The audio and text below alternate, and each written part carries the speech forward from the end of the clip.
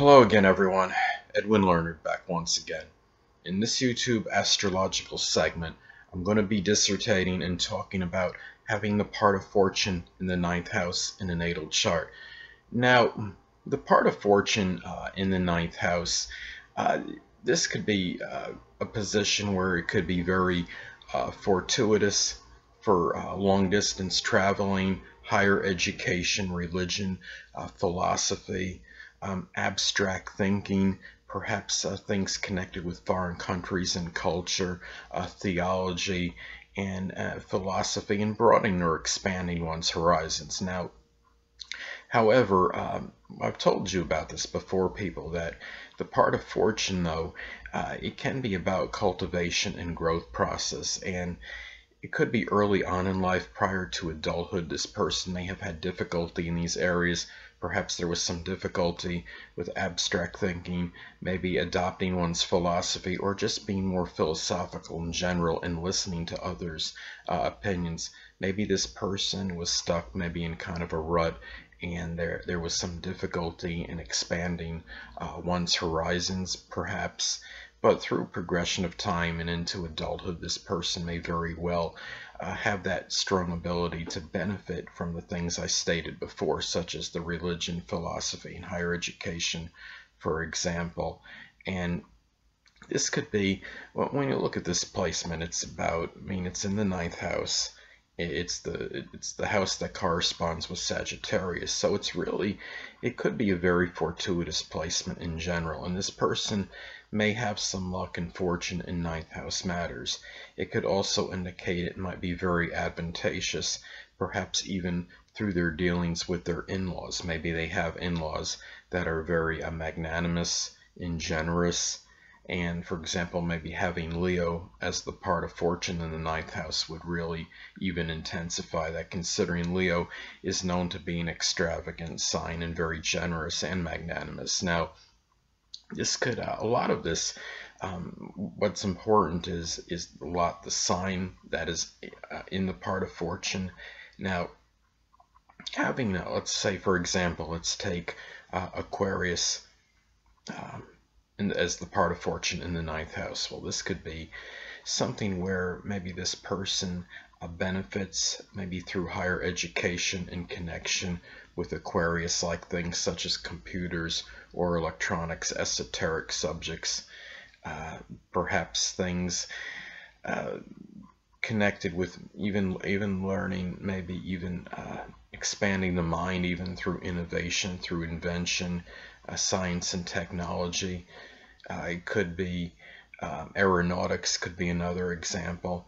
Now, let's take somebody that has Gemini as the part of fortune in the ninth house. Now, this could be somebody that perhaps benefits maybe from maybe taking courses in things connected with the sign Gemini, or it could be very or might show a lot of versatility and diversity in this in what they do as far as their higher education. Maybe they take manifold subjects and learn many different things.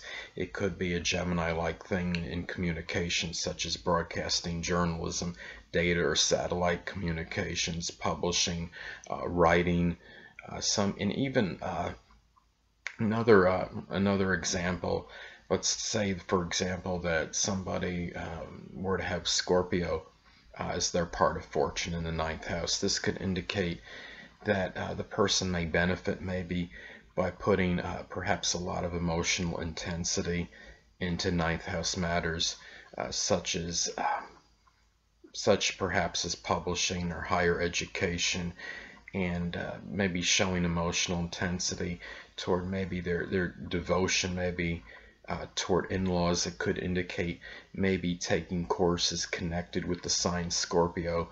As far as higher education goes, may be very auspicious for this person, such as astrology, occult, supernatural, forensics, police detective work, things that involve deep or extensive research, psychology, psychiatry. And when you look at this is really, as I stated before, when you have the part of fortune in the ninth house. It's the house that corresponds with Sagittarius and Jupiter. This could really be a very good placement, and a lot of it depends also, of course, if it receives predominantly good aspects. And if it does, then it could indicate that the person may attain things in connection with the sign and the part of fortune in the ninth house with not a lot of resistance, and perhaps others will be maybe help support the environment. I guess we could say is more supportive of the person. It's less adversarial. There's less opposition, or you could say obstacles or obstruction in terms of trying to attain these things.